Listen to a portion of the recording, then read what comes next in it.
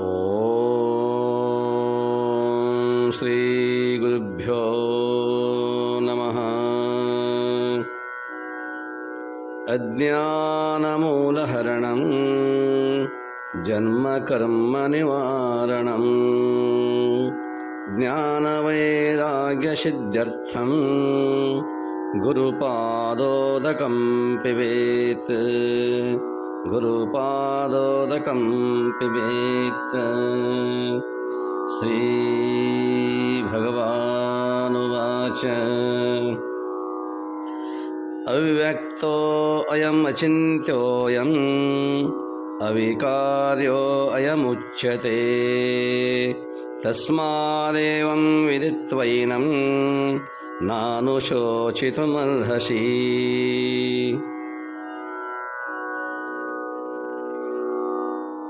ಈ ಆತ್ಮನು ಅವ್ಯಕ್ತನು, ಅಚಿಂತ್ಯನು, ವಿಕಾರರಹಿತನು.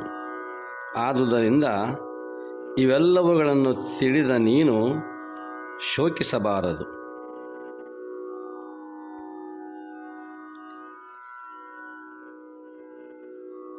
ಸರ್ವರಿಗೂ ಪ್ರಣಾಮಗಳು. ಪುಣ್ಯಾತ್ಮರೇ, ಅರ್ಜುನನಿಗೆ ಬಂದ ಸಂದೇಹವನ್ನು ಭಗವಂತನು ನಿವಾರಣೆ ಮಾಡುತ್ತಿದ್ದಾನೆ.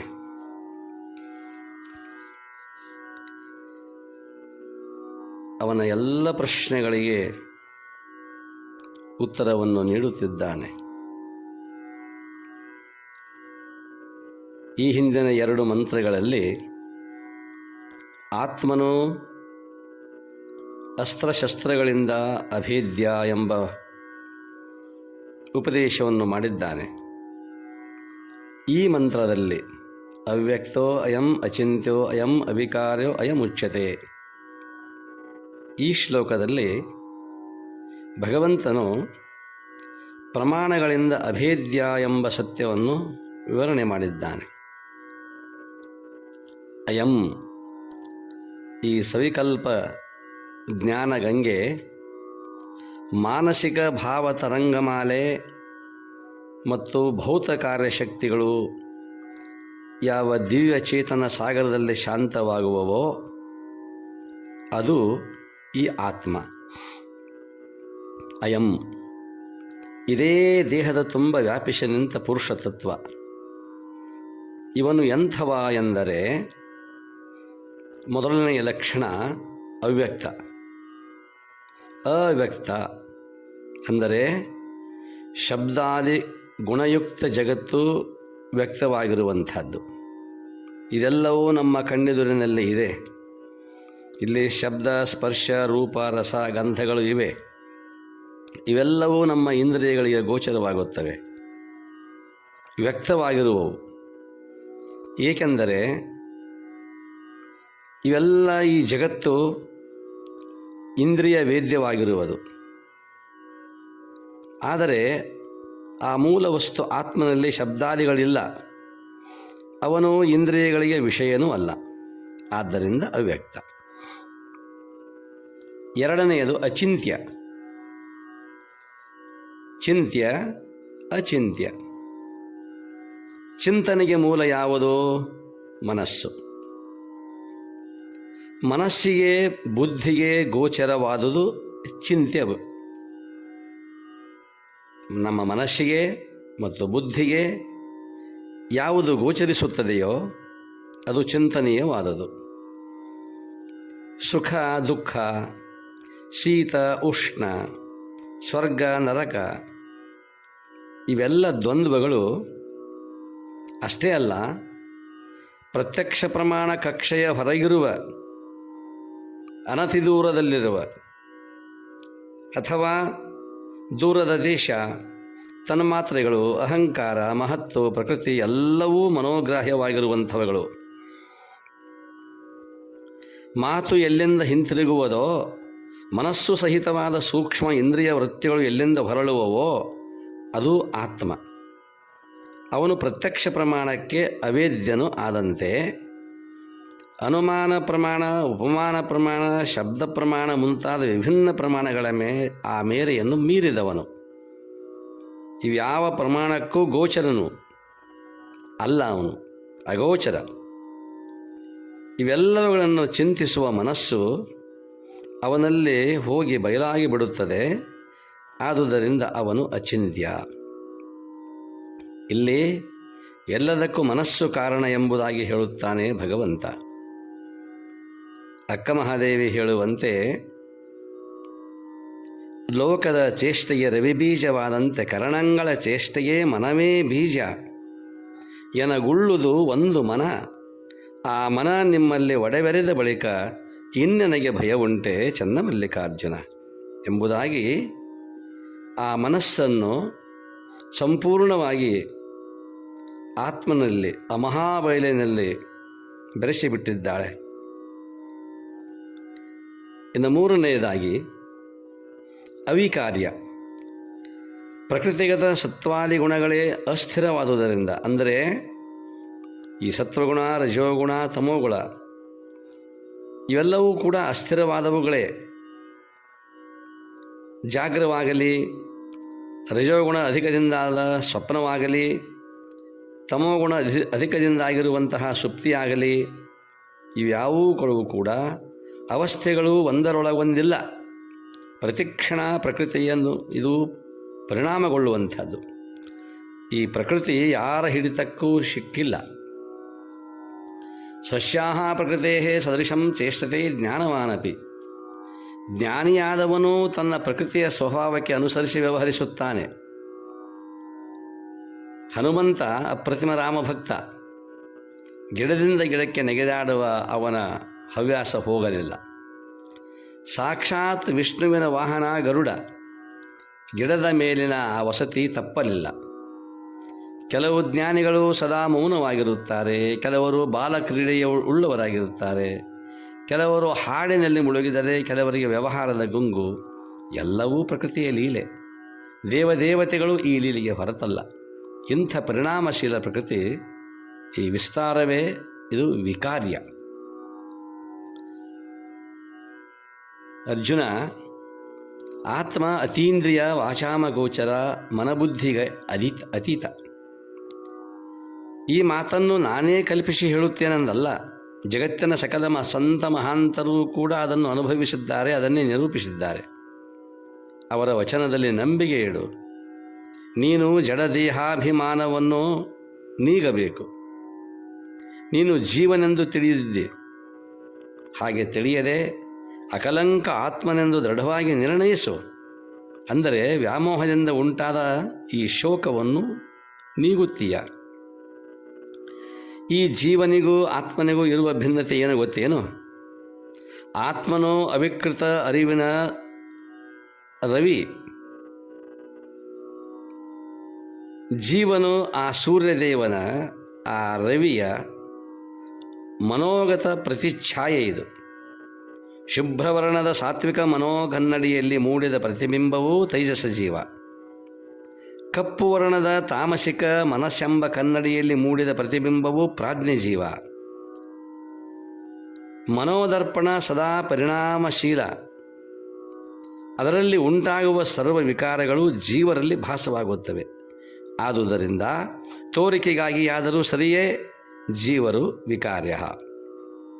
ಹೆಪ್ಪಿಟ್ಟ ಹಾಲು ಕಡೆದು ಮಜ್ಜಿಗೆ ಬೆಣ್ಣೆಗಳನ್ನು ಬೇರ್ಪಡಿಸಿ ತೆಗೆಯುವಂತೆ ಈ ಜೀವನೆಂಬ ಸಮ್ಮಿಶ್ರ ತತ್ವವನ್ನು ವಿವೇಕದಿಂದ ಮಥನ ಮಾಡಿ ಮನಸ್ಸು ಮತ್ತು ವಿಶುದ್ಧ ಆತ್ಮ ಎರಡನ್ನೂ ಬೇರ್ಪಡಿಸಬೇಕು. ಆಗ ಜೀವನು ಉಪಾಧಿ ವಿಹೀನನಾಗಿ ಆತ್ಮನಲ್ಲಿ ಒಂದಾಗುವನು. ತನ್ನ ತನವನ್ನು ಎಲ್ಲವನ್ನೂ ಕೂಡ ಕಳೆದುಕೊಳ್ಳುವನು. ಉಪಾಧಿಯ ವಿಕಾರ ಅವನನ್ನು ಆಗ ಸ್ಪರ್ಶ ಮಾಡದು. ಬೆಣ್ಣೆ ಅದೇ ಮೊಸರಿನಿಂದ ಸಿದ್ಧವಾಗಿರುವಂಥದ್ದು. ಹಾಲಿನಿಂದ ಹೊರಬಂದಿರುವಂತಹ ನವನೀತ ಸಂಪೂರ್ಣ ತನ್ನತನವನ್ನು ತಾನು ಕಂಡಾಗ ನೀರಿನಲ್ಲಿದ್ದರೂ ತೇಲುತ್ತದೆ, ಮಜ್ಜಿಗೆ ಇಲ್ಲದಿದ್ದರೂ ತೇಲುತ್ತದೆ. ಹಾಗೆಯೇ ಉಪಾಧಿಯಿಂದ ಬೇರ್ಪಟ್ಟ ಆತ್ಮನು ಯಾವುದಕ್ಕೂ ಕೂಡ ಸ್ಪರ್ಶ ಮಾಡಲಾರ. ಇಂತಹ ಪವಿತ್ರತಮ ಅವಸ್ಥೆ ಪಡೆದ ಮಹಾತ್ಮರ ಅವರ ಮೇಲೆ ಹೊರಗಿನ ಸಮಾಜವಾಗಲಿ, ದೇಶವಾಗಲಿ, ವಿಷಯಗಳಾಗಲಿ ಎಳ್ಳಷ್ಟು ಮಾತ್ರ ಪರಿಣಾಮವನ್ನು ಬೀರಲಿಕ್ಕೆ ಸಾಧ್ಯವೇ ಇಲ್ಲ. ಉದಾಹರಣೆಗಾಗಿ ಸಂತ ತುಕಾರಾಮರನ್ನು ತೆಗೆದುಕೊಳ್ಳೋಣ. ಏನು ಅದ್ಭುತ ಅವರ ಜೀವನ. ಮುರುಕಲು ಮನೆ, ಕೈಯಲ್ಲಿ ಒಂದು ಕಾಸಿಲ್ಲ, ವ್ಯಾಪಾರದಲ್ಲಿ ನಷ್ಟ, ಹೊಟ್ಟೆಗೆ ಸಂತೃಪ್ತ ಅನ್ನವಿಲ್ಲ, ಹರಿದ ಅರಿವೆ, ಸಣ್ಣ ಪುಟ್ಟ ಕಾರಣಗಳಿಗಾಗಿ ತರಾಟೆಯನ್ನು ತೆಗೆದುಕೊಳ್ಳುವ ಆ ಹೆಂಡತಿ, ಮೆಚ್ಚದ ಮಕ್ಕಳು, ಮಾನ ಮರ್ಯಾದೆಯನ್ನು ಕಳೆಯುವಂತಹ ಜನ, ಇಷ್ಟೆಲ್ಲ ಸಂಸಾರಿಕ ತಾಪ. ಆದರೆ ತುಕಾರಾಮರಿಗೆ ಅದರ ಬಿಸಿ ತಟ್ಟಲಿಲ್ಲ. ಅವನ ಮನಸ್ಸು ಪ್ರಶಾಂತವಾಗಿತ್ತು. ಹೆಂಡತಿ ಪೊರಕೆಯಿಂದ ಕಸಬರಿಗೆಯಿಂದ ಬಡಿಯಲು ಆ ಬಡಿತದ ತಕ್ಕ ಹಾಗೆ ಅವಳ ಹೊಡೆತದ ತಕ್ಕದಾಗಿಯೇ ತಾನೇನು ಭಗವನ್ ನಾಮಸ್ಮರಣೆಯನ್ನು, ವಿಠ್ಠಲನ ಭಜನೆಯನ್ನು ಮಾಡುತ್ತಿದ್ದನೋ ಆ ಭಜನೆಯನ್ನು ಆ ಕಸಬರಿಗೆಯ ಹೊಡೆತದ ತಾಳಕ್ಕೆ ತಕ್ಕ ಹಾಗೆ ಮಾಡುತ್ತಿದ್ದ. ಅಂದರೆ ಅವಳು ತಾಳವನ್ನು ತಟ್ಟುವವಳು, ಅರ್ಥಾತ್ ಕಸಬರಿಗೆಯಿಂದ ಹೊಡೆಯುತ್ತಿದ್ದರೂ ಕೂಡ ಅದು ತಾಳವೆಂದು ಬಗೆದ ತುಕಾರಾಮರು ಆ ತಾಳವನ್ನು ತಮ್ಮ ನಾಮಸ್ಮರಣೆಗೆ ಹೊಂದಿಸಿಕೊಂಡರು. ಇದು ಅಷ್ಟೊಂದು ತುಕಾರಾಮರ ಮನಸ್ಸು ಪ್ರಶಾಂತವಾಗಿತ್ತು. ಎಂಥ ವಿಚಿತ್ರ ನೋಡಿ. ಮುದ್ದುರಾಮ ಹೇಳುತ್ತಾನೆ, ತನ್ನ ತಾನಾರೆಂದು ತಿಳಿದಾಗ ನೀ ದೇವ, ನಿಸ್ಸಂಗಿ ನಿರ್ವಾಣಿ ನಿರ್ವ್ಯಸನಿ ನೀನು. ಜಗ ಜಗಿಸಿ ಬೆಳಗಲಿಕೆ ಬೇಕು ದಿವ್ಯತೆ ಹಣಿತೆ, ಜಗ ಜಗಿಸಿ ಬೆಳಗಲಿಕೆ ಬೇಕು ದಿವ್ಯದ ಹಣತೆ. ಸಂತೃಪ್ತ ಶಿವಯೋಗಿ ಮುದ್ದುರಾಮ, ಸಂತೃಪ್ತ ಶಿವಯೋಗಿ ಮುದ್ದುರಾಮ. ಎಷ್ಟೊಂದು ಸಂತೃಪ್ತ ಜೀವನವಲ್ಲವೇ ತುಕಾರಾಮರದು. ಸಾಕ್ರೆಟೀಸರು ಕೂಡ ಹಾಗೆಯೇ ಬಹುದೊಡ್ಡ ಸಂತ, ಮಹಾಜ್ಞಾನಿ. ಆತನ ಮಾತುಗಳು ಅನುಭವಪೂರ್ಣವಾದವುಗಳು, ಅತೀ ಸುಂದರ ಮನಮೋಹಕ ಅವರ ಮಾತುಗಳು. ಆದರೆ ದೇಹ ಮುಖ ಎಲ್ಲವೂ ಕೂಡ ಕುರೂಪ, ಅಷ್ಟು ಸುಂದರವಲ್ಲ. ಒಂದು ದಿನ ಸಾಕ್ರೆಟಿಸ್ನ ಆ ಶಿಷ್ಯರಿಬ್ಬರು ಮಾತನಾಡಿಕೊಳ್ತಾ ಇದ್ದರು. ನಮ್ಮ ಗುರುಗಳ ಮಾತುಗಳು ಎಷ್ಟು ಸುಂದರ, ಎಷ್ಟೊಂದು ಮನಮೋಹಕ, ಎಷ್ಟೊಂದು ಆಕರ್ಷಣೀಯ, ಆದರೆ ಅವರ ದೇಹ ಮುಖ ಹಾಗಿಲ್ಲವಲ್ಲ, ಆ ಕುರಿತು ಅವರಿಗೆ ನೋವು ಇರಬೇಕಲ್ಲ ಎಂದು ಶಿಷ್ಯರು ಚಿಂತಿಸುತ್ತಿದ್ದರು. ಯಾರಿಗೆ ನೋವಿಲ್ಲವೋ ಅವರು ಚಿಂತಿಸುತ್ತಿಲ್ಲ, ಆ ನೋವಿಲ್ಲದ ಶಿಷ್ಯರು ಆ ಕುರಿತು ಚಿಂತನೆ ಮಾಡುತ್ತಿದ್ದಾರೆ. ಆಕಸ್ಮಿಕವಾಗಿ ಈ ಮಾತನ್ನು ಕೇಳಿಸಿಕೊಂಡ ಸಾಕ್ರೆಟಿಸ್ ಸುಮ್ಮನೆ ಮಗುಳ್ನಗುತ್ತಾರೆ, ಸಹಜವಾಗಿ ಮಗುಳ್ನಗುತ್ತಾರೆ. ಅವನ ಬದುಕಿನಲ್ಲಿ ಸಂತೃಪ್ತಿ ಹಾಸುಹೊಕ್ಕಾಗಿತ್ತು. ಕುರೂಪ ಅವನ ತೃಪ್ತಿಗೆ ಎಂದೂ ಬಾಧಕವಾಗಿರಲಿಲ್ಲ. ಅದೇ ಅವನಿಗೆ ಅನುಕೂಲವಾಗಿತ್ತು, ಸಾಧನೆಯಾಗಿತ್ತು. ಬಡತನ, ಕಠೋರ ಭಾಷೆಯ ಹೆಂಡತಿ, ದ್ವೇಷಿಸುವ ಜನ, ಇವುಗಳ ಮಧ್ಯದಲ್ಲಿಯೂ ಸಾಕ್ರೆಟೀಸನು ನಿತ್ಯತೃಪ್ತನಾಗಿದ್ದ. ಇದಕ್ಕೆ ಕಾರಣ ಅವನ ಸತ್ಯ ಪ್ರೇಮ, ಸತ್ಯ ಪ್ರಜ್ಞೆ, ಆತ್ಮರತಿ. ಅರ್ಜುನ, ಹೀಗಿದೆ ಎಲ್ಲವೂ 3 ನಿಮಿಷದ ಕನಸು. ಇದೆಲ್ಲ ಹುಟ್ಟು, ಬದುಕು, ಸಾವು, ಅಳು, ನಗು, ಆಸೆ, ಆಕಾಂಕ್ಷೆ ಎಲ್ಲವೂ ಕನಸಿನ ಕಲ್ಪನೆ. ವರ ಜಾಗ್ರ ಅವಸ್ಥೆಗೇರು, ಆತ್ಮದರ್ಶನ ಪಡೆ, ಇದು ಬಲ್ಲವರ ಹಿತಮಾತು. ಈ ಮಾತನ್ನು ಆಲಿಸಿದರೆ ನಮ್ಮ ಶೋಕ ನಿಲ್ಲುವುದು ಅರ್ಜುನ, ಅಂತರಂಗ ಅರಳುವುದು, ದಿವ್ಯ ಆನಂದ ಸಮನಿಸುವುದು ಎಂದಾಗ ಅರ್ಜುನ ಹೇಳುತ್ತಾನೆ, ದೇವಾ ಭಗವನ್, ನಿನ್ನ ಅಭಿಪ್ರಾಯದಲ್ಲಿ ಆತ್ಮನು ಅಜರ ಅಮರ ಇರಬಹುದು. ಆದರೆ ಅನೇಕ ವಿದುಷರು, ಮಹಾತ್ಮರು, ಜ್ಞಾನಿಗಳು ಆತ್ಮನು ಜನ್ಮ ಮರಣ ಉಳ್ಳವ ಎಂದು ಹೇಳುವರಲ್ಲ. ಅವರ ಅಭಿಮತವನ್ನು ಒಪ್ಪಿಕೊಂಡರೆ ನಾನು ಬಂಧು ಬಾಂಧವರ ಮರಣಕ್ಕಾಗಿ ಶೋಕಿಸುವುದು ಸರಿಯಲ್ಲವೇನು? ಇದು ನನಗೆ ಸರಿ ಅನಿಸುವುದಿಲ್ಲವೇ ಎಂಬುದಾಗಿ ಮತ್ತೆ ಪ್ರಶ್ನೆ ಮಾಡುತ್ತಾನೆ. ಭಗವಂತ ಉತ್ತರಿಸುತ್ತಾನೆ, ನಾಳೆ ನೋಡುವ. ಸರ್ವರಿಗೂ ಶರಣಾರ್ಥಿಗಳು. ಓಂ ಶಾಂತಿ ಶಾಂತಿ ಶಾಂತಿ.